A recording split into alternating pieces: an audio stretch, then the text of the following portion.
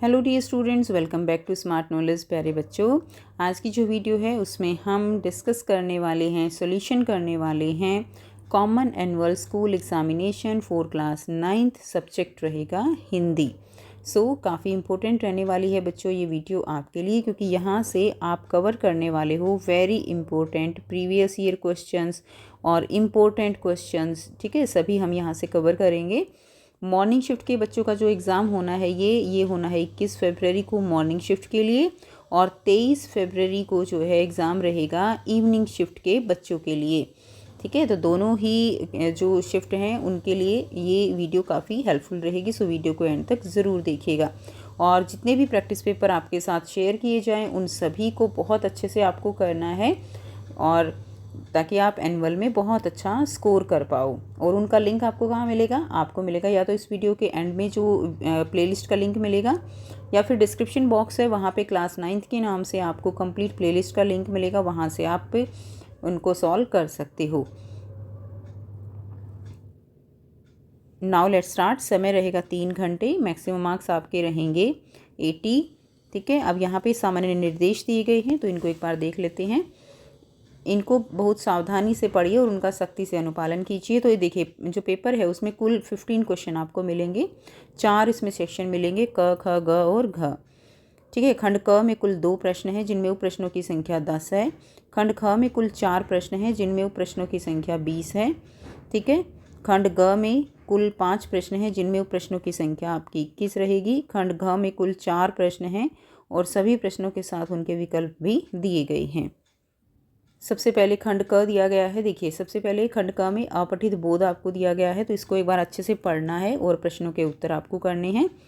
क्या दिया गया है? प्रकृति की ताकत के सामने इंसान कितना बौना है, यह कुछ समय पहले फिर सामने आया। यों प्रकृति सहनशीलता, धैर्य, अनुशासन की प्रतिमूर्ति के रूप में हमारा पथ प्रदर्शन करती है। ठीक है, तो ये प्रकृति क्लियर हमारे भीतर संघर्ष का भाव जगाकर समस्या के हल के लिए उत्प्रेरक का काम करती है। लेकिन जब भी इंसान ने खुद को जीवन देने वाले प्रकृति प्रदत्त उपहारों जैसे जल, जंगल और जमीन का शोषण जोंक की भांति करने की कोशिश की, तब चेतावनी के रूप में प्रकृति के अनेक रंग देखने को मिले हैं। जल का स्वभाव है अविरल प्रवाह, जिसे बांधना वर्तमान समय में मनुष्य की फितरत बन गई है। वनों ने हमेशा मनुष्य को लाभ ही दिया, लेकिन स्वार्थ में अंधे मनुष्य ने वनों को बेरहमी से उजाड़ने, पेड़ों को काटने में कभी संकोच नहीं किया। नदियों की छाती को छलनी कर अवैध खनन के रोज नए रिकॉर्ड बनाना इंसान का स्वभाव बन चुका है। पहाड़ों को खोदकर अटलिकाएं खड़ी करने में हमें कोई हिचक नहीं होती है। ठीक है, पृथ्वी का जो गर्भ है उससे भूजल, खनिज, तेल आदि को अंधाधुंध या बेलगाम तरीके से निकाले जाने का सिलसिला जारी है। इसलिए नतीजे के तौर पर अगर हर साल तबाही का सामना करना पड़े तो कोई आश्चर्य की बात नहीं होनी चाहिए।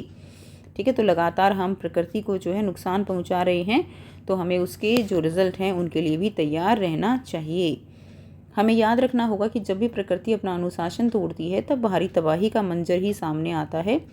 आज ज़रूरत है इस बात की नहीं कि हम इतिहास का दर्शन खुद को अभी भी पुरानी हालत और रवैये में रहने दें, बल्कि आवश्यकता इस बात की है कि हम प्रकृति के इस रूप को गंभीरता से लेते हुए अपने आचरण में यथोचित सुधार करें और प्रकृति की सीमा का अतिक्रमण न करें। पहला प्रश्न है, प्रकृति की ताकत के सामने मानव कब बौना हो जाता है? पहला है, जब मनुष्य वनों को बेरहमी से उजाड़ता है। जब हम प्रकृति की सीमा का अतिक्रमण करते हैं, जब प्रकृति अपना अनुशासन तोड़ देती है, तब मानव जो है उसके सामने कैसा हो जाता है? बौना हो जाता है। ग राइट आंसर रहेगा बच्चों।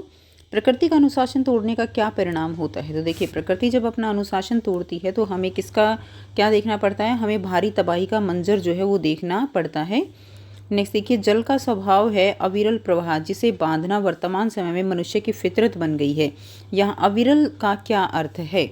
अविरल का मतलब क्या होता है? अविरल का मतलब होता है निरंतर बहना, निरंतर प्रवाह, लगातार बहना। नेक्स्ट देखिए, प्रकृति के अनेक रंग कब देखने को मिले हैं? क्वेश्चन 4 रहेगा, 2 नंबर का क्वेश्चन है। तो प्रकृति के अनेक रंग जो है वो कब देखने को मिले हैं? तो यहाँ से इसका आंसर करेंगे, जब भी इंसान, यहाँ से करेंगे क्वेश्चन 4 का आंसर, जब भी इंसान ने खुद को जीवन देने वाले प्रकृति प्रदत्त उपहारों जैसे जल, जंगल और जमीन का शोषण जोंक की भांति करने की कोशिश की, यानी आवश्यकता से अधिक जब हम चीज़ों को दोहन करते हैं, ठीक है, तब चेतावनी के रूप में प्रकृति के अनेक रंग देखने को मिले हैं, जैसे सुनामी आ गई, ठीक है, भूकंप आ गया। तो ये सभी क्या है, ये प्रकृति की जो अनुशासन है उसको तोड़ने का ही परिणाम है जो हमें भुगतना पड़ता है। लगातार पेड़ काटे जाते हैं, ये सभी उसी का परिणाम है। इस गद्यांश के माध्यम से लेखक ने क्या संदेश दिया है? तो देखिए लेखक ने क्या संदेश दिया है। लेखक कहना चाहता है कि हमें याद रखना होगा, संदेश जो हमें देना चाहता है कि हमें याद रखना होगा कि जब भी प्रकृति अपना अनुशासन तोड़ती है तब भारी तबाही का मंजर ही सामने आता है। आज ज़रूरत इस बात की नहीं कि हम इतिहास का दर्शन कर खुद को अभी भी पुरानी हालात और रवैये में रहने दें, बल्कि आवश्यकता इस बात की है कि हम प्रकृति के इस रूप को गंभीरता से लेते हुए अपने आचरण में यथोचित सुधार करें और प्रकृति की सीमा का अतिक्रमण न करें। ठीक है, तो ये आंसर रहेगा।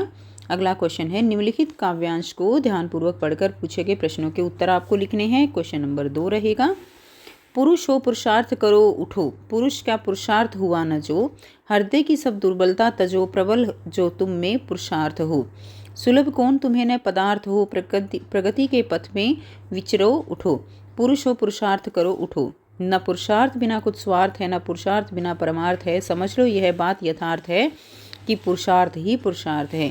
भुवन में सुख शांति भरो उठो, पुरुष हो पुरुषार्थ करो उठो, न पुरुषार्थ बिना स्वर्ग है, न पुरुषार्थ बिना अपसर्ग है, न पुरुषार्थ बिना क्रियत कहीं, न पुरुषार्थ बिना प्रियता कहीं। ठीक है, आगे भी दी गई है, सफलता वर तुल्य वर उठो, पुरुष हो पुरुषार्थ करो उठो, न जिसमें कुछ पौरुष हो यहाँ, सफलता वह पा सकता कहाँ, अपुरुषार्थ भयंकर पाप है, न उसमें यश है न प्रताप है, न कृमि कीट समान मरो उठो, पुरुष हो पुरुषार्थ करो उठो। तो काव्यांश का इसमें आपको बताना है कि इसमें उपयुक्त शीर्षक क्या है जिसके बारे में ये कहा गया है। तो ये क्या है, पुरुषार्थ का महत्व, पौरुष का महत्व इसमें बताया गया है। नेक्स्ट है, मनुष्य पुरुषार्थ से क्या क्या कर सकता है। तो पुरुषार्थ से मनुष्य अपना व समाज का भला कर सकता है, वह किसी भी क्षेत्र में सफलता प्राप्त कर सकता है, ठीक है, हमने ऊपर पढ़ा, और वह विश्व में सुख शांति की स्थापना कर सकता है। सभी काम मनुष्य पुरुषार्थ से कर सकता है। तो आंसर क्या रहेगा हमारा, उपरोक्त सभी। काव्यांश में प्रथम भाग के माध्यम से कवि ने मनुष्य को क्या प्रेरणा दी है। तो कवि ने यहाँ पर क्या प्रेरणा दी है, वह अपनी समस्त शक्तियाँ इकट्ठी करके परिश्रम करे और उन्नति की दिशा में कदम बढ़ाए। तो हमारा यही आंसर हो जाएगा। ठीक है, वह सफलता से जीवन आनंद प्राप्त करे, हमारा आंसर क रहेगा। नेक्स्ट क्वेश्चन है फोर्थ, सफलता वर तुल्य वरो उठो पंक्ति का अर्थ जो है आपको स्पष्ट करना है। तो यहाँ से आप इसका आंसर करेंगे बच्चों। इसका अर्थ है कि मनुष्य जो है उसको निरंतर कर्म करना चाहिए, वरदान के समान सफलता को धारण करे, और दूसरे शब्दों में जीवन में सफलता के लिए परिश्रम जो है वो क्या है, आवश्यक है। तो ये आंसर हो जाएगा। नेक्स्ट क्वेश्चन है, अपुरुषार्थ भयंकर पाप है कैसे। तो यहाँ से देखेंगे अपुरुषार्थ पाप कैसे है। अपुरुषार्थ का मतलब क्या होता है, अपुरुषार्थ का अर्थ है कर्म न करना। तो जो व्यक्ति परिश्रम ही नहीं करता उसे यश नहीं मिलता और उसे वीरत्व नहीं प्राप्त होता। तो इसी कारण अपुरुषार्थ को क्या कहा गया है कि अपुरुषार्थ यानी काम ना करना एक भयंकर पाप कहा गया है। अगला क्वेश्चन देखिए, खंड ख करेंगे, व्यवहारिक व्याकरण दी गई है, निर्देशानुसार उत्तर लिखिए। तो निम्नलिखित शब्दों में उपयुक्त उपसर्ग एवं मूल शब्द अलग करके लिखना है। इसमें दिया गया है उपमान, तो इसमें क्या मूल शब्द होगा, क्या उपसर्ग होगा। तो इसमें क्या हो जाएगा, उप जो है इसके अंदर क्या है, उप इसके अंदर उपसर्ग है, और मान यहाँ पर क्या है, यहाँ पर बच्चों मान जो है वो मूल शब्द है। ठीक है, उसके बाद नेक्स्ट देखिए, अमर दिया गया है, इसमें उपसर्ग जो है इसमें अ क्या है, इसके अंदर उपसर्ग है।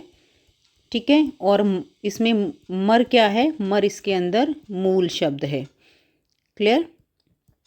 उसके बाद संचालन, अब संचालन में सम जो है, सम क्या है इसके अंदर, सम इसमें उपसर्ग है, और चालन क्या है इसके अंदर, देखिए ऊपर ये बिंदी दी गई है ना, तो इसमें क्या हो जाएगा, सम उपसर्ग, तो चालन जो है क्या हो जाएगा, इसके अंदर मूल शब्द हो जाएगा। नेक्स्ट देखिए, निम्नलिखित मूल शब्दों में प्रत्यय जोड़कर बनने वाले शब्द लिखिए। अब प्रत्यय जोड़कर देखिए, ओढ़ प्लस ना क्या बन गया, ओढ़ में ना जोड़ना है तो क्या बन जाएगा, ओढ़ना। उसके बाद है बिछा जमा औना, औना इसके अंदर उपसर्ग प्रत्यय है तो क्या बन जाएगा, इसमें बन जाएगा बिछऊ ना। चल जमानी क्या बन गया, चल जमानी बन गया चलनी। नेक्स्ट देखिए, निर्देशानुसार किन्हीं 4 प्रश्नों का उत्तर दीजिए और उपयुक्त समास का नाम भी लिखिए। तो समास का नाम भी लिखना है, तो देखिए विग्रह करना है यथाक्रम। तो यथाक्रम का मतलब क्या है? क्रम के अनुसार, जैसे यथाशक्ति, शक्ति के अनुसार, तो क्रम के अनुसार। ठीक है, तो ये कौन सा समास हो जाएगा? ये अव्ययीभाव समास हो जाएगा। उसके बाद है राजपुत्र। तो राजपुत्र का मतलब क्या है? राजा का पुत्र। क्या हो जाएगा? राजा का पुत्र। और ये कौन सा समास है? ये तत्पुरुष समास है, तत्पुरुष समास है। अब उसके बाद है प्रिय सखा। प्रिय सखा समस्त पद लिखना है, तो प्रिय सखा का समस्त पद भी यही हो जाएगा, प्रिय सखा। ठीक है, और ये समास कौन सा हो जाएगा? ये प्रिय सखा जो है कर्मधारय समास होगा। कर्मधारय कि सखा जो है वो क्या है? प्रिय है, तो इसमें विशेषण और विशेषता बताई गई है। 3 भुजाओं का समाहार, इसमें आपको समस्त पद लिखना है कि 3 भुजाओं का समाहार। देखिए 3 भुजा हैं, इसका मतलब क्या लिख सकते हैं हम? इसको त्रिभुज लिख सकते हैं, और जिसके अंदर पहला संख्या दी गई हो उसको कौन सा समास कहते हैं? उसको द्विगु समास कहते हैं। ठीक है, ये क्या हो जाएगा? द्विगु समास, जिनमें पहला पद जो है वो संख्यावाची हो। 7 है खंड जिसमें, तो इसमें समस्त पद लिखना है। अब देखिए 7 है, इसमें भी संख्यावाची दिया गया है, तो ये क्या हो जाएगा? ये सतखंडा हो जाएगा। ठीक है, सतखंडा। और ये भी समास कौन सा होगा? ये भी द्विगु समास हो जाएगा। नेक्स्ट देखिए, निर्देशानुसार किन्हीं 4 प्रश्नों के उत्तर दीजिए। तो आपको प्रश्नों के उत्तर देने हैं। ऊपर चले जाइए, तो अर्थ के आधार पर वाक्य भेद बताना है। ऊपर चले जाइए, ये कैसा है? इसमें ये आज्ञावाचक वाक्य रहेगा। आज्ञा दी गई है, आज्ञावाचक वाक्य। ठीक है, शायद मुझे तुमसे प्यार है। शायद किस में लगता है? संदेह में लगता है, तो ये क्या हो जाएगा? संदेहवाचक वाक्य। नेक्स्ट देखिए, आज मामा जी आएंगे। तो आज मामा जी आएंगे संकेतवाचक वाक्य में इसको बदलना है। तो यहाँ से आंसर करेंगे बच्चों। देखिए आज मामा जी आएंगे, तो इसको संकेत में बदलना है, यानी सेंस में क्या होना चाहिए कि मामा जी आने चाहिए और उसके बाद कोई काम होना चाहिए। इस तरह का वाक्य संकेतवाचक वाक्य कहलाता है। अगर आज मामा जी आए तो हम कहीं बाहर घूमने जाएंगे, तो इस तरह से आप इसको संकेतवाचक वाक्य में बदल सकते हो। नेक्स्ट देखिए, 4th है, यदि आज तुम नहीं होती तो मैं भी नहीं होता। इसको निषेधवाचक वाक्य में बदलना है। तो इसमें यदि आज तुम नहीं होती तो मैं भी नहीं होता, तो आज तुम्हारे न होने पर मैं भी नहीं होता, इस तरह से लिख सकते हो। नेक्स्ट है, कितना सुंदर फूल है। विषम्यवाचक वाक्य है, इसको विषम्यवाचक वाक्य में बदलना है। तो कितना सुंदर फूल है, तो क्या लगा सकते हैं? आहा बड़ा ही सुंदर फूल है। ठीक है, लास्ट में विषम्यवाचक वाक्य के लिए जो है यहाँ पे लगाई हुआ है। ठीक है, आहा बड़ा ही सुंदर फूल है। निम्नलिखित काव्यांशों में से किन्हीं 4 के अलंकार भेद पहचान कर लिखने हैं। तो इसमें देखिए कौन कौन से अलंकार रहेंगे। बरसत बारिद बूंद गही। अब इसमें बरसत बारिद बूंद गही, इसमें ब की आवृत्ति बार बार हो रही है, तो ये कौन सा अलंकार है? इसके अंदर ये अनुप्रास अलंकार हो जाएगा। नेक्स्ट देखिए, मुदित महीपति मंदिर आए। अब इसमें म की आवृत्ति बार बार हो रही है, तो ये भी कैसा अलंकार है? इसके अंदर भी अनुप्रास अलंकार है। लहर लहर कर यदि चूमे तो किंचित विचलित मत होना। इसमें कौन सा है? इसमें देखिए लहर लहर शब्द 2 बार आवृत्ति है और दोनों का मतलब अलग अलग है। तो जब इस तरह से एक ही शब्द की आवृत्ति 2 बार हो तो उसमें कौन सा अलंकार होता है? उसमें यमक अलंकार होता है। तो इसमें कौन सा अलंकार है? इसमें यमक अलंकार रहेगा। इसी तरह 4th में भी देखिए, रति रति शोभा सब रति के शरीर के। तो रति रति जो है, इन सब के मीनिंग यहाँ पर अलग अलग हैं, लेकिन शब्द की आवृत्ति बार बार हो रही है, तो ये यमक अलंकार हो जाएगा। नेक्स्ट है, चरण धरत चिंता करत चितवत चारों हूँ और सुबरन को खोजित फिरे कवि व्याभिचारी चोर। इसमें देखिए सुबरन जो है कवि के लिए अच्छी कविताएं हो सकती हैं, व्याभिचारी के लिए सुंदर स्त्री हो सकती है, चोर के लिए महंगा सामान हो सकता है सुबरन। तो इसीलिए सुबरन के साथ अलग अलग मीनिंग जो है वो चिपके हुए हैं। तो इस तरह का जो अलंकार होता है, यानी शब्द एक ही होता है लेकिन उसके अर्थ जो है वो अलग अलग होते हैं, तो उसमें क्या होता है? उसमें होता है श्लेष अलंकार। तो इसमें हो जाएगा श्लेष अलंकार। ठीक है, उसके बाद नेक्स्ट देखिए, खंड ग दिया गया है। गद्य खंड है, पाठ्य पुस्तक के आधार पर है। अनुच्छेद को ध्यानपूर्वक पढ़कर निम्नलिखित प्रश्नों के उत्तर देने हैं। नीलाम हो जाने के बाद दोनों मित्र उस दड़ियल के साथ चले। दोनों की बोटी बोटी कांप रही थी। बेचारे पांव तक न उठा सकते थे, पर भय के मारे गिरते पड़ते भाग जाते थे, क्योंकि वह जरा भी चाल धीमी हो जाने पर जोर से डंडा जमा देता था। राह में गाय बैलों का एक रेवड़ हरे हरे हार में चरता नजर आया। सभी जानवर प्रसन्न थे। चिकने चपल कोई उछलता था, कोई आनंद से बैठा पागुर करता था। कितना सुखी जीवन था इनका, पर कितने स्वार्थी हैं सब। किसी को चिंता नहीं कि उनके दो भाई वधिक के हाथ पड़े, कैसे दुखी हैं। सहसा दोनों को ऐसा मालूम हुआ कि यह परिचित रहा है। हाँ, इसी रास्ते से गया, उन्हें ले गया था। वही खेत, वही बाग, वही गांव मिलने लगे। प्रति क्षण उनकी चाल जो है तेज होने लगी। सारी थकान, सारी दुर्बलता गायब हो गई। आह, यह लो, ठीक है, अपना ही घर आ गया। इसी कुएं पर हम पुर चलाने आया करते थे, यही कुआं है। तो ये दो बैलों की कथा से लिया गया है। अब यहाँ पे पूछा गया है कि दड़ियल व्यक्ति जो है वो कौन था। तो आप बताइए दड़ियल व्यक्ति कौन था। वो एक बदिक अर्थात कौन था, वो एक कसाई था। का आंसर रहेगा दोनों बैल दड़ियल के साथ चलते हुए क्यों काँप रहे थे। तो उन्हें क्यों काँप रहे थे, क्योंकि उन्हें डर था कि वो उन्हें क्या करेगा, उन्हें ले जाकर मार डालेगा। तो उन्हें डर था कि वह उन्हें अब क्या करेगा, मार डालेगा।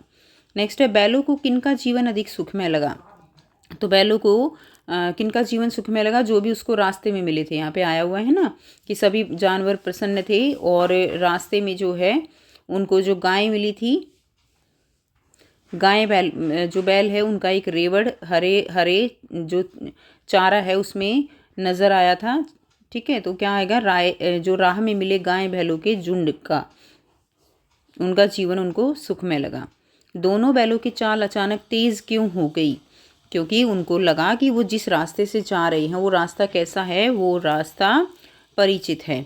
ठीक है, इनको जाना पहचाना रास्ता लगा, जिससे वो खुश हो गए। और जैसे खुशी में होता है कि उनके पैर जैसे अपने आप उठ रहे थे, इस तरह इसका आंसर ग हो जाएगा। दुर्बलता में क्रमशः उपसर्ग व प्रत्यय कौन कौन से हैं। तो दुर्बलता में उपसर्ग और प्रत्यय बताना है आपको। तो इसमें बल तो हो गया, इसमें मूल शब्द है ना, और दुर इसमें क्या हो जाएगा, दुर इसके अंदर हो जाएगा उपसर्ग, और ता इसमें प्रत्यय होगा। तो ग इसका राइट आंसर रहेगा। नेक्स्ट देखिए, अगला क्वेश्चन है, निम्नलिखित प्रश्नों में से किन्हीं 3 प्रश्नों के उत्तर लगभग 25 से 30 शब्दों में आपको करने हैं। पहला प्रश्न है, डांडे और तथा निर्जन स्थलों पर डाकू यात्रियों का खून पहले ही क्यों कर देते। तो यहाँ से आंसर करेंगे कि तिब्बत के डांडे तथा निर्जन स्थलों पर डाकू यात्रियों का खून पहले इसलिए कर देते थे क्योंकि वहाँ की सरकार पुलिस और खुफिया विभाग पर ज़्यादा खर्च नहीं करती थी। इस कारण वहाँ के डाकुओं को पुलिस का कोई भय नहीं था। वहाँ कोई गवाह नहीं मिलने पर उन्हें सज़ा का डर भी नहीं रहता था। वहाँ हथियारों का कानून न होने से अपनी जान बचाने के लिए पिस्तौल और बंदूक तो लाठी डंडे की तरह लेकर चलते हैं। ठीक है, अगला क्वेश्चन है, लॉरेंस के बारे में कौन अधिक जानता था, इससे उनके किस गुण का पता चलता है। लॉरेंस के बारे में उनकी पत्नी फ्रीडा से भी ज़्यादा उनकी छत पर बैठने वाली गोरैया जानती थी। इसके पीछे प्रमुख कारण था कि लॉरेंस का अधिकतर समय उसी के साथ बीतता था, अतः वह उसकी अतरंग संगिनी सी बन गई थी। इससे पता चलता है कि लॉरेंस का पक्षी और प्रकृति प्रेम जो है वो कैसा था, अनूठा था। अगला क्वेश्चन देखेंगे, क्रॉस्थवेट गर्ल्स कॉलेज राष्ट्रीय एकता की जीवंत मिसाल था, स्पष्ट कीजिए। आंसर रहेगा, क्रॉस्थवेट गर्ल्स कॉलेज का वातावरण बहुत अलग और बहुत अच्छा था। वहाँ देश के सभी कोनों से आई लड़कियाँ साथ साथ पढ़ती थी। उनमें परस्पर जो है सौहार्द भाव था। सभी लड़कियों के लिए एक ही मेस थी जिसमें प्याज तक का प्रयोग नहीं किया जाता था। सभी एक साथ खाना खाया करती थी। वे सभी भले ही अलग अलग प्रांतों स्थानों से आई हों और अपनी अपनी भाषा में बोलती हों, पर सभी हिंदी और उर्दू पढ़ती थी। सभी एक साथ ही प्रार्थना करती थी। उनमें जाति, धर्म या सांप्रदायिकता की भावना न थी। वे सभी एक दूसरे की भाषा को जानने और समझने का प्रयास करती थी। उनमें भाषा तथा प्रांतीयता तथा धर्म के आधार पर कोई मतभेद न था। इस प्रकार वह कॉलेज राष्ट्रीय एकता की जीवंत मिसाल था। अगला क्वेश्चन है, क्वेश्चन नंबर 4 दिया गया है, पंक्ति में निहित व्यंग्य को स्पष्ट कीजिए। जूता हमेशा टोपी से कीमती रहा है, अब तो जूते की कीमत और बढ़ गई है और एक जूते पर 2500 टोपियाँ जो हैं वो निछावर होती हैं। तो देखिए, ये एक व्यंग्य है। जूते को हमेशा ही ताकत और सामर्थ्य का प्रतीक माना जाता रहा है। उसका स्थान नीचे अर्थात पैरों में होता है। टोपी सर पर पहनी जाती है इसलिए सम्मानीय है। आज लोग अपनी ताकत और पैसों के बल पर गुणी और सम्मानित जो गुणी व्यक्ति हैं और सम्मानित व्यक्ति हैं उनको अपने सामने झुकने के लिए विवश कर देते हैं। अनेक बार ऐसा भी होता है कि लोगों को अपना स्वाभिमान और सम्मान भुलाकर उनके सामने झुकना भी पड़ता है। ठीक है, तो ये आंसर रहेगा। नेक्स्ट देखिए, खंड ग दिया गया है काव्य खंड।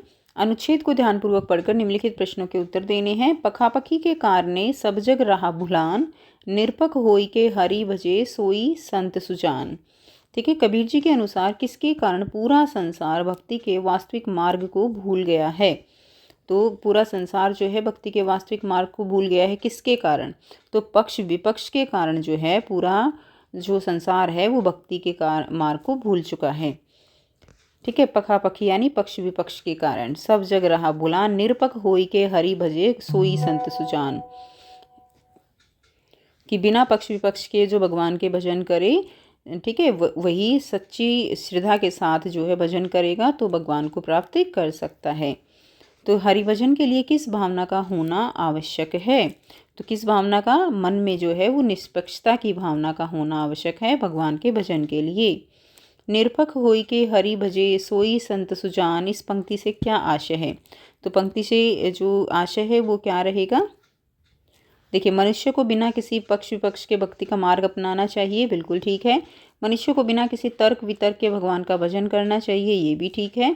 निष्पक्ष भक्ति करने वाला ही सच्चे अर्थों में क्या कहलाता है? संत कहलाता है। तो ये सभी हो जाएंगे, तो आंसर हमारा ग रहेगा। सच्चा ज्ञानी कौन कहलाता है? तो सच्चा ज्ञानी कौन होता है? जो वैर भाव से दूर रहकर ईश्वर का भजन करता है वो सच्चा ज्ञानी कहलाता है। सोई संत सुजान में कौन सा अलंकार है? तो इसमें कौन सा अलंकार रहेगा? देखिए, स की आवृत्ति बार बार है, स स स, तो कौन सा अलंकार है? अनुप्रास अलंकार है। नेक्स्ट देखिए, निम्नलिखित में से किन्हीं 3 प्रश्नों के उत्तर लगभग 25 से 30 शब्दों में दीजिए। बच्चे काम पर जा रहे हैं, कविता का प्रतिपाद्य अपने शब्दों में लिखिए। तो यहाँ से आंसर करेंगे, कंप्लीट डिटेल में आंसर दिया गया है, ठीक है, आप अपने अकॉर्डिंग लिख लेंगे। बच्चे काम पर जा रहे हैं, कविता में सामाजिक सरोकारों का महत्व देते हुए बच्चों के काम पर जाने की पीड़ा को कवि ने बड़े ही मर्मस्पर्शी यानी एक हृदय को छू देने वाले ढंग से व्यक्त किया है। यह बच्चों के खेलने कूदने और पढ़ने लिखने की उम्र है, जिस उम्र में बच्चे काम पर जा रहे हैं, पर सामाजिक विषमता ने उनकी शिक्षा, खेलकूद और भविष्य के अच्छे अवसर को उनसे छीन लिया है। बच्चों को यूँ काम पर जाने को किसी भूकंप के समान भयावह कहा गया है। वास्तव में इसमें कवि समाज की संवेदनहीनता पर व्यंग्य कर रहा है। समाज इन बच्चों को काम पर जाता देखकर भी चिंतित नहीं होता, क्योंकि इसमें उनका बच्चा नहीं होता है और दूसरे बच्चे से उन्हें कोई लेना देना नहीं है। वे केवल मूक बनकर सब कुछ देखते रहते हैं, क्योंकि ये उनके लिए बड़ी सामान्य बात है। ठीक है, नेक्स्ट देखिए, अगला क्वेश्चन है, मेघ आए कविता में अतिथि का जो स्वागत सत्कार हुआ है उसमें भारतीय संस्कृति की कितनी झलक मिली है? अपने शब्दों में लिखिए। तो यहाँ पर जो मेघ हैं उनका एक तरह से दामाद के रूप में स्वागत किया जा रहा है, अतिथि के रूप में जो स्पेशल अतिथि होते हैं उस तरह से स्वागत किया जा रहा है, और उसमें जो गाँव की रीति रिवाज हैं, जो संस्कृति है, उसकी झलक मिलती है। तो यहाँ से आंसर करेंगे, मेहमान साल बाद अपने ससुराल आ रहा है। मेहमान के आते ही घर का सबसे जो बुजुर्ग है और सम्मानित सदस्य उसकी अगवानी करता है, उसको सम्मान देते हुए राम जुहार करते हैं और कुशल क्षेम पूछते हैं, ठीक है, उसकी कुशलता के बारे में पूछते हैं। इस तरह हम देखते हैं कि मेहमान का जिस तरह स्वागत किया गया है उसमें भारतीय संस्कृति की पर्याप्त झलक मिलती है। अगला क्वेश्चन है, मांझी और उतराई का प्रतीकार्थ समझाइए। यह मांझी कवित्री को कहाँ पहुँचाता है? तो कवित्री जो है उसने अपने वाक में मांझी और उतराई शब्दों का प्रयोग किया है, जिनका क्रमशः प्रतीकार्थ है उसका प्रभु तथा सद्कर्म और भक्ति। ठीक है, यह मांझी यानी कवित्री का प्रभु उसे भव सागर के पार ले जाता है और मुक्ति प्रदान करता है। अगला क्वेश्चन देखिए, ग्रामश्री कविता के आधार पर खेतों में कौन कौन से रंग किस किस फसल में दिखाई दे रहे हैं? तो देखिए, खेतों में क्या दिखाई दे रहा है? नीले, पीले, सुनहरे रंग अलग से ही अपनी सुंदरता दिखाने लगते हैं। गेहूँ, जौ, अरहर और सनई पर सुनहरे रंग की बलियाँ लग गई हैं। सभी खेतों में पीली पीली सरसों फैली हुई, हरी भरी धरती पर अलसी के पौधों पर जो है नीली नीली कलियाँ झाँकने लगी हैं। इस प्रकार सारी धरती रंग बिरंगी दिखाई देने लगती है। नेक्स्ट देखिए, खंड ग दिया गया है, कृतिका पूरक पाठ्य पुस्तक से प्रश्न दिए गए हैं। निम्नलिखित प्रश्नों में से किन्हीं दो का उत्तर आपको जो है लगभग 50 से 60 शब्दों में लिखना है। अच्छा है कुछ भी नहीं, कलम थी वह भी चोरी चली गई, अच्छा है कुछ भी नहीं मेरे पास, मूवी, कैमरा, टेप रिकॉर्ड आदि की तीव्र उत्कंठा होती हुई भी लेखक ने अंत में उपयुक्त कथन क्यों कहा, इस जल प्रलय में पाठ के अनुसार बताइए। आंसर रहेगा कि एक कलाकार होने के कारण लेखक को महसूस हुआ कि उन्हें बाढ़ को अपने कैमरे में कैद करना चाहिए, लेकिन उसी समय उन्हें इस बात का भी आभास हो गया कि अगर वे ऐसा करते हैं तो सिर्फ एक दर्शक बनकर रह जाएंगे, फिर वो बाढ़ का उस तरह से अनुभव नहीं कर पाएंगे जैसे कर रहे थे। शायद उन्हें लोगों का दर्द, चीखें आदि रिकॉर्ड करने के बाद देखना अच्छा ना लगता हो और अपने इस भयावह अनुभव को वो आगे कभी उजागर नहीं करना चाहते। उनकी कलम भी चोरी हो गई थी, जिसका शुरू में शायद उन्हें बुरा लगा हो, लेकिन बाद में उन्होंने कहा कि अच्छा ही है कि मेरे पास कुछ नहीं है। नेक्स्ट क्वेश्चन देखेंगे बच्चों। मेरे संग की औरतें पाठ में लेखिका की परदादी ने ऐसी कौन सी बात कह दी थी जिससे सुनकर सभी हैरान हो गए। तो आंसर रहेगा लेखिका की परदादी को पौत्र की नहीं पौत्री की इच्छा थी। उन्होंने भगवान से यह दुआ मांगी कि उनकी पतोह को पहली संतान लड़की पैदा हो, न कि लड़का। समाज सदा से ही लड़कों की कामना करता रहा है, पर लेखिका की परदादी ने वह दुआ मांगी जिसे समाज बोझ समझता था। उसकी मन्नत के बारे में जानकर सभी हैरान रह गए, क्योंकि उन्होंने यह बात सभी को जो है बता दी थी। ठीक है, सभी को बता दी थी। नेक्स्ट देखिए, क्वेश्चन थर्ड है, रीढ़ की हड्डी एकांकी में किस समस्या को उठाया गया है। क्या आज भी हमें इस समस्या का भयंकर रूप दिखाई देता है, स्पष्ट कीजिए। आंसर रहेगा, देखिए यहाँ से जो है आंसर दिया गया है, आप इसको एक बार अच्छे से रीड कर लेंगे और फिर अपने अकॉर्डिंग लिख सकते हो। स्टोरी भी आपको पता है बच्चों। रीढ़ की हड्डी एकांकी में मुख्यतः स्त्री शिक्षा और सफ़ेदपोश लोगों की रूढ़िवादिता की समस्या को उठाया गया है। इसी के माध्यम से स्त्री अस्तित्व या स्त्री व्यक्तित्व की समस्या भी उभर कर सामने आई है।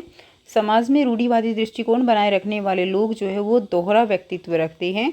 घर के अंदर कुछ है तथा घर के बाहर कुछ, और लड़कों के बारे में कुछ और तथा लड़कियों के बारे में कुछ और। दोहरा व्यक्तित्व रखने वाले ऐसे लोगों को बेनकाब करने की आवश्यकता है। यह समस्या पहले भी थी और आज भी विद्यमान है। स्त्री शिक्षा का विरोध संबंधी रूढ़िवादी दृष्टिकोण जितना प्रबल पहले था, आज भी वह उतना ही प्रबल स्वरूप में दिखाई नहीं देता, लेकिन हम ये भी नहीं कह सकते कि पूरी तरह से लुप्त हो चुका है। आज लोगों में लड़के और लड़कियों की समानता संबंधी दृष्टिकोण में वृद्धि हुई है। लोग लड़कियों को भी लड़कों जैसी ही शिक्षा और सुविधाएं देने में पहले की अपेक्षा काफ़ी उदार हुए हैं, लेकिन आज भी लड़कियों को स्वतंत्रता व्यक्तित्व वाला प्राणी मानने में अनेक लोगों को हिचक होती है। अभी भी अनेक लोग लड़कियों को एक वस्तु के रूप में देखते हैं और लड़कियों को अपने अधिकारों के प्रति जागरूक होना उन्हें रास नहीं आता है। ठीक है, तो ये आंसर हो जाएगा। नेक्स्ट देखिए, खंड घ दिया गया है बच्चों, रचनात्मक लेखन। निम्नलिखित में से किसी एक विषय पर लगभग 120 शब्दों में आपको अनुच्छेद लिखना है। खेल और अनुशासन विषय पर दिए गए संकेत बिंदुओं के आधार पर अनुच्छेद लिखिए। संकेत बिंदु क्या है? अनुशासित व्यवहार है, सफलता का रहस्य, सामूहिकता की भावना। दूसरा, जिंदगी जिंदादिली का नाम है, इस पे आप अनुच्छेद लिख सकते हो। या सौर ऊर्जा यानी सस्ती और स्वच्छ ऊर्जा। तो यहाँ से हम अनुच्छेद देखेंगे, किस तरह से अनुच्छेद हम लिख सकते हैं। पहला है हमारा खेल और अनुशासन। तो इसमें एक गहरा संबंध है। खेल हमें अनुशासित व्यवहार करना सिखाता है। खेल के मैदान में हमें समय का पालन करना होता है, नियमों का पालन करना होता है और टीम के साथ मिलकर काम करना होता है। ये सभी चीज़ें हमें अनुशासित बनाती हैं। अनुशासन ही सफलता का रहस्य है। खेल में सफल होने के लिए हमें कड़ी मेहनत करनी होती है और नियमित रूप से अभ्यास करना होता है। यह अनुशासन ही हमें सफलता की ओर ले जाता है। खेल हमें सामूहिकता की भावना भी सिखाता है। टीम स्पोर्ट्स में हमें टीम के साथ मिलकर काम करना होता है। इसमें हम दूसरों के साथ तालमेल बिठाना सीखते हैं और समूह में काम करने की क्षमता विकसित करते हैं। खेल हमें जीवन के कई मूल्यों से परिचित कराता है, जैसे कि धैर्य, दृढ़ संकल्प, सहनशीलता और हार जीत को स्वीकार करना। ये सभी गुण हमें जीवन में सफल बनाने में मदद करते हैं। ये हो जाएगा खेल और अनुशासन। दूसरा है जिंदगी जिंदादिली का नाम है।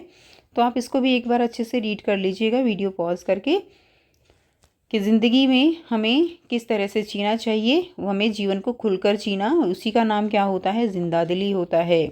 जो अपने जीवन को खुलकर जीता है उसे सुख दुख आशा अभिलाषा प्रभावित नहीं करती।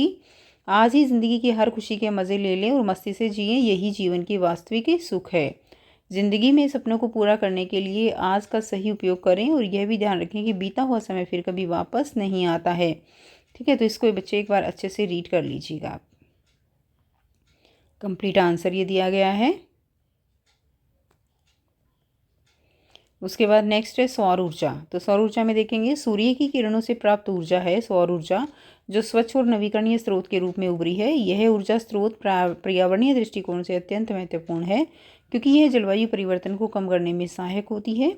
भारत जैसे देश के लिए जहाँ सौर ऊर्जा की प्रचुरता है, यह ऊर्जा संकट के समाधान में एक महत्वपूर्ण भूमिका निभा सकती है। सौर ऊर्जा का उपयोग करने से पारंपरिक ऊर्जा स्रोतों पर निर्भरता कम होती है, जो वायुमंडल में प्रदूषण की मात्रा घटाने में मदद करता है। इसके अलावा सौर ऊर्जा की लागत कम होने से ग्रामीण क्षेत्रों में बिजली पहुंचाने में भी सहायता मिलती है। इस प्रकार सौर ऊर्जा न केवल पर्यावरण की रक्षा करती है, बल्कि आर्थिक और सामाजिक विकास में भी योगदान देती है। ठीक है, तो ये हो जाएगा कंप्लीट आंसर। नेक्स्ट देख लेते हैं, ये अनुच्छेद हो गया। आपके बचत खाते का एटीएम कार्ड खो गया है। अब इस संबंध में तत्काल उचित कार्रवाई करते हुए बैंक प्रबंधक को आपको पत्र लिखना है। अथवा में दिया गया है कि अपने मित्र को पत्र लिखें जिसमें हिंदी का महत्व और लाभ जो है वो बताए गए हों। तो पत्र कैसे लिखेंगे? सेवा में श्रीमान शाखा प्रबंधक, भारतीय स्टेट बैंक, मुख्य शाखा, मथुरा। दिनांक लिख देंगे। एटीएम कार्ड खो जाने के संदर्भ में, तो महोदय नम्र निवेदन है कि मेरा नाम अशोक शर्मा है, मेरा अकाउंट नंबर ये है। ठीक है, आप कोई भी नंबर डिजिट इस तरह से डाल देंगे। उसके बाद देखिए, मैं आपके भारतीय स्टेट बैंक इंडिया का खाता धारक हूँ। मैं आपको यह बताना चाहता हूँ कि मेरा एटीएम कार्ड बाज़ार में कहीं खो गया है और मुझे वापस नहीं मिला है। अतः आपसे निवेदन है कि मेरे खो चुके एटीएम कार्ड को जल्दी ब्लॉक कर दिया जाए, ताकि उसका कोई गलत उपयोग न कर सके। साथ ही नए एटीएम कार्ड के लिए मेरा आवेदन स्वीकार करते हुए जल्दी से मुझे उपलब्ध कराने की कृपा करें, आभार सहित। तो यहाँ लिख देंगे धन्यवाद, भवदीय नीरज, खाता संख्या, मोबाइल नंबर। नेक्स्ट देखिए, एड्रेस लिख दिया है, प्रेषक जिसने भेजा है, तो प्रिय तृप्ति, नमस्कार। तो इसमें हमें हिंदी का महत्व और उसके लाभ बताने हैं, उसके बारे में पत्र है। तो अभी पिछले हफ्ते तुम्हारा स्नेह भरा पत्र प्राप्त हुआ, ये जानकर अत्यंत खुशी हुई कि तुमने वार्षिक परीक्षा के लिए अभी से तैयारी शुरू कर दी है। तुम हिंदी भाषा के विषय में जानना चाहती थी, मैं तुम्हें यह विवरण भेज रहा हूँ। हिंदी क्या है? हमारी भारत की राजभाषा है और राष्ट्रभाषा है। इसका ज्ञान प्रत्येक भारतीय को होना चाहिए। सन 1965 में केंद्र सरकार के सभी कार्यालयों में हिंदी का कार्य आरंभ हो चुका है। हालांकि जो है उसके साथ अंग्रेजी का कार्य करने का प्रावधान भी संविधान में दिया गया है। भारत सरकार ने निश्चय किया कि वे केंद्र के सभी कर्मचारियों को शीघ्र प्रबोध, प्रवीण व प्राक परीक्षाएं पास कर लेनी चाहिए। ये परीक्षाएं भारत का गृह मंत्रालय लेता है। जो व्यक्ति स्कूल स्तर तक हिंदी पढ़कर आए हैं, उन्हें इन परीक्षाओं में बैठने की आवश्यकता नहीं है। हर साल सितंबर 14 को हिंदी दिवस मनाया जाता है। भारत देश में अत्यधिक लोग हिंदी बोलते हैं। अगर हम हिंदी बोल सकते हैं तो सारे भारत में कहीं भी घूम सकते हैं। हिंदी सिर्फ भारत में ही नहीं, नेपाल, इंडोनेशिया, चीन इत्यादि देशों में भी बोली जाती है। आज हिंदी जो है अंतर्जातीय स्तर पर है। यही नहीं, स्वतंत्र उद्यम के समय सब भारतीयों को एक सूत्र में बांधने में हिंदी का बड़ा योगदान था। देश के लेखकों ने हिंदी के ऊपर कई गीत और रचनाएं लिखी हैं। इसके अलावा हिंदी व्यापार की भाषा भी है। सभी धर्म स्थलों पर हिंदी का प्रयोग होता है। हिंदी देश की एकता की कड़ी है। हिंदी विकसित भाषा है और इसका साहित्य भी क्या है? विशाल है। उम्मीद है कि तुम हिंदी के महत्व को समझ चुके होगे। शेष कुशल है आपका दोस्त गोविंद। इस तरह से आप इसमें लिख देंगे। अगला प्रश्न देखिए, राज्य के परिवहन सचिव transport@delhi.gov.in को एक मेल लिखना है जिसमें आपकी बस्ती तक नया बस मार्ग आरंभ करने का अनुरोध किया गया हो। तो आप मेल किस तरह से लिखेंगे? फ्रॉम आ जाएगा pawan@mycbseguide.com, टू आ जाएगा transport@delhi.gov.in। तो यहाँ पे आप अपनी मेल लिख सकते हो। ठीक है, विषय रहेगा अपनी कॉलोनी तक नया बस मार्ग बनाने हेतु।